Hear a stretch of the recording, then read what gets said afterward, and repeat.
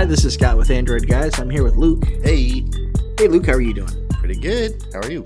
I'm doing well. You have a game or an app you'd like to share with us today? I do. I have a game. It is called Idle Theme Park Tycoon. The title tells me some things. Yeah. And my mind goes places based off of old Tycoon games. Yeah. Okay. Uh-huh. Go on. I'm listening. So you would think that's where my mind went. And this, there's one word in there that just throws everything out. Idle. I was going to say theme. No. Oh. Park? Nope. Idle. Tycoon. Nope. No. That's all the words. We've covered it. So this game, I thought it was, it's a builder game. I thought it was a sim tycoon style game. And it is, I guess. You are in charge of a theme park. You're building a theme park and upgrading it and handling the ticketing prices and how many ticket lanes are open and the size of your parking lot and your parking lot prices. But it is an idle game. And I'm not very familiar with idle games in general. Okay. It's not the type of game that I normally play. And there's two ways to look at these games I have found.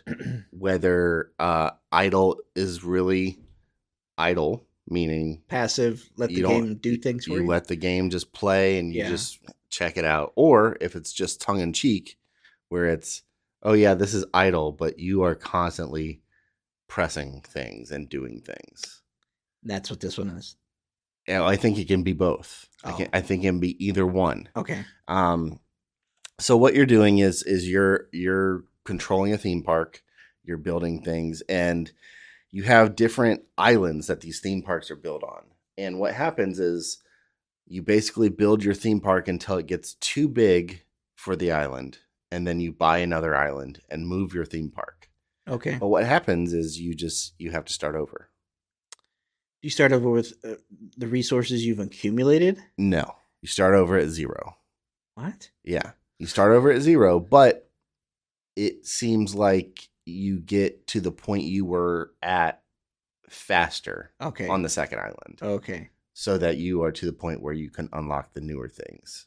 And I can also see learning from the last one. Like, I would do this different. I would, time. Yeah, exactly. Okay.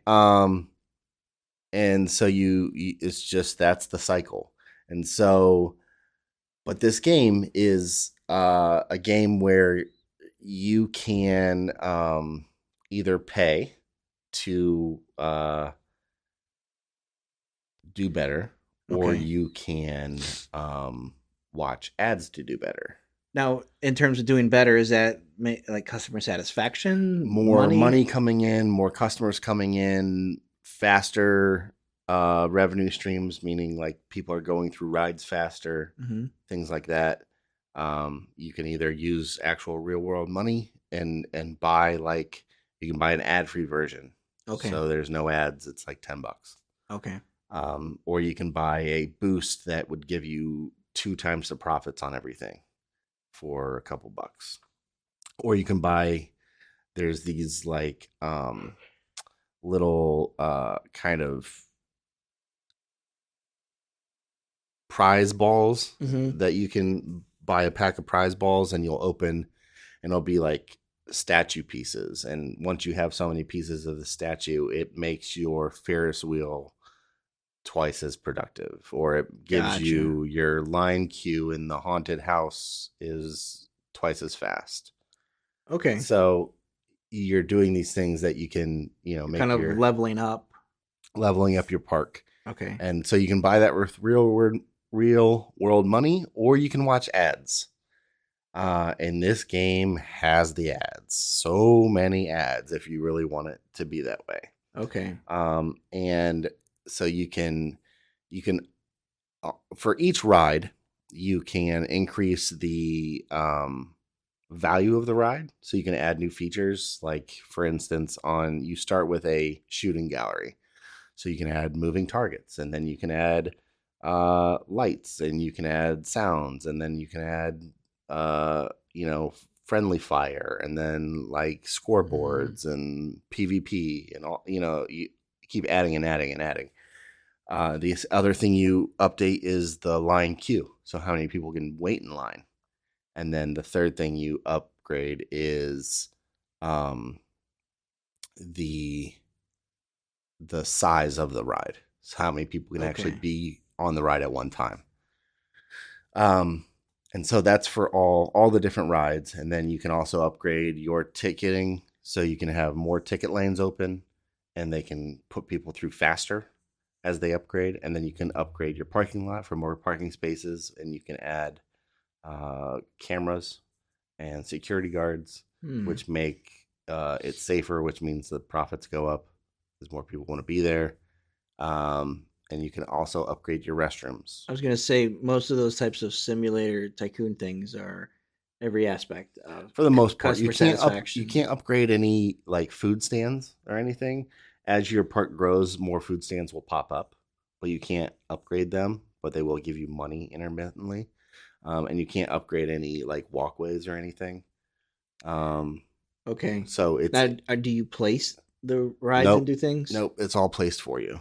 Oh, that's part of the fun of some of the other tycoon games. So this is definitely more, and I think that's probably more of the idle side of it. Yeah. So I think how this game is supposed to be played is you log in, spend all the money you can, and then quit the game, and then you come back and you've amassed X amount of dollars while you were gone, and you can double that by watching an ad.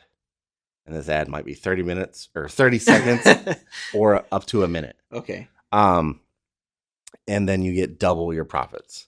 30 minutes, that'd be crazy. I'm just imagining. Oh no. You doing that over and over just to review a game. But the other way to play this game is that you can just say yes to the ads whenever they pop up of, hey, you can increase your line queue by 2 times 2 if you watch this ad. Sure. Mm-hmm. You can add 50 more people show up if you watch this ad, or you can double. That's a slippery slope. But it's one of those things where if you want to play it without sound, like I play it while I'm watching TV. Right. I'm just even doing dishes, you just reach over and tap and do. But are you really even playing a game at that point? Well, so that's what it is. It just turns into just it's a time waster. I'm a monkey pushing buttons. Yeah, and if you're actively playing, you're actively developing your rides, and you're constantly doing something. Sure. So it can easily suck away. There's been times where I've watched a couple episodes of show just tapping through ads. Just watching a show. Oh, that's over. Tap. Do you feel like you're playing a game at that point? No, you don't. I don't. I mean, I'm doing things. I'm actively making my park better, but it doesn't seem like a game. It just seems like I'm doing this to get. And now you can't walk away. Right. Man. Okay. So it's interesting. I don't think I'm a fan of idle games, because I think when I want to play a game, I actually just want to play a game. Yeah. I'm curious how you'll score replay value on this. Right. Well, okay. So yeah, let's get into scores, I guess. Okay. So 1 to 5. Yep. 1 to 5. 5 being absolute bonkers, best in class. Mm-hmm. 4 being, this is great. I definitely recommend. Features, I give this a 2.5. Whoa. Okay. Middle of the road. Okay. Because it has multiple parks, so there's multiple rides that get added, and the rides actually change as you upgrade them. They look different.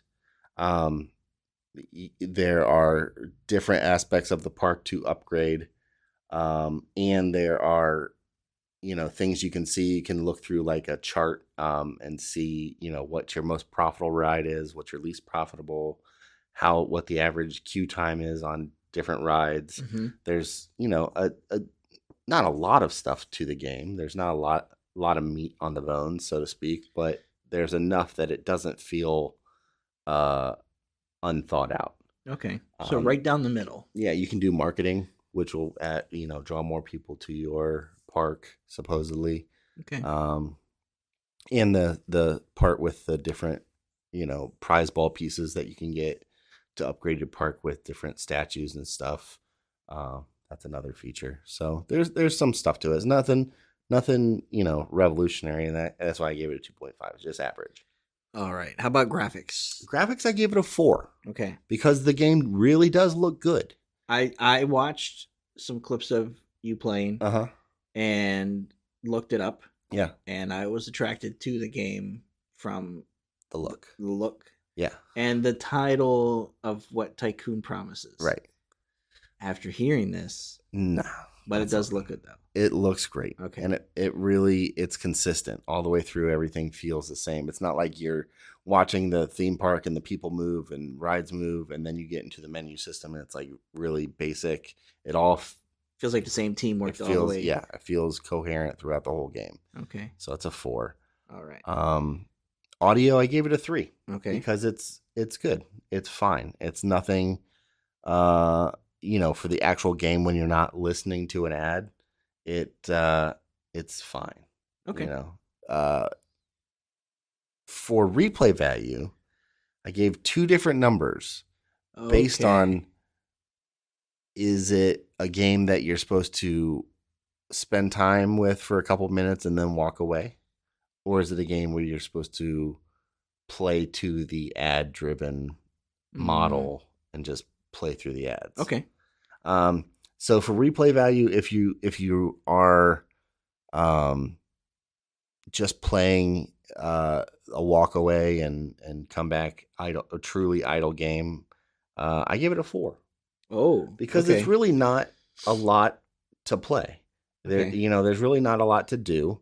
And like I said, as you get to a new island, you start completely over, and then after you get through the third island, you go to this kind of like fairy island, and it's a whole different set of income and a whole different kind of look and feel. So it's a little bit different. All right. And then it goes back to what you're used to after you get through that one. It does feel like, I can play this. I want to log back in and do it, because it only really truly takes a couple minutes to spend all that money that you made, and then you're back out of it. All right. But if you're tapping ads and playing it constantly without stepping away, it's a 2. Okay. Because it's just, there's really not much there. All you're doing is watching ads. Sure. Okay. So I'll give it the 4 here. Yep. And we'll give it the best case scenario score. Yep. And then ads and notifications. Ads and notifications, I gave it a 5. What? Because there's a notification that pops up that says, when your park, so you can unlock your park staying open when you're not playing longer. But it does pop up a notification saying your park is closing soon if you don't log in. Okay. So it will pop up and say that. And then to play, when you come back, you can watch an ad to double your profits. But after that, you don't have to watch an ad at all if you don't want to.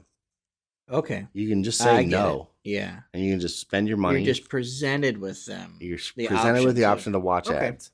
So you can walk away and then go back about your business, and then you'll get a notification that says, "Hey, park is closing soon. Log in and claim your income or whatever." And it's really, there's no obtrusive, not a constant reminder of, "Hey, come back, come back, come back." And we see that a lot with games. Is here's your reward. Watch this to double it. Yeah, that's very very common. Yep. For that. Okay, I get it. Yeah. But if you are playing the ad tapping game, then it's a 1, because it's just constant. Yeah. You're watching ads. Now, I will say, playing that way, I have found a lot of games to try out. Oh, right. And that's where a lot of these reviews come from. Yeah, these ads. Is seeing those ads. Okay. But yeah, it's an interesting game. It's the only idle game I've ever played. I'm interested to maybe try a couple other idle games to see, if that's the same kind of take that other ones have. Okay. But overall, I gave it a 3.7. Yeah, that's a pretty That's good not mark. bad. Pretty high marks. I think the things that save it are is the replay value. If you really want an idle experience, you can truly play the game for a couple minutes and then walk away, and you don't have to do anything. And it looks else. great doing it. And it does look great. Okay, so that game again was Idle Theme Park Tycoon. Now, if you want a tycoon game, it is not that. Okay, leans into the idle. Definitely leans into the idle. All right, thanks, Luke. No problem.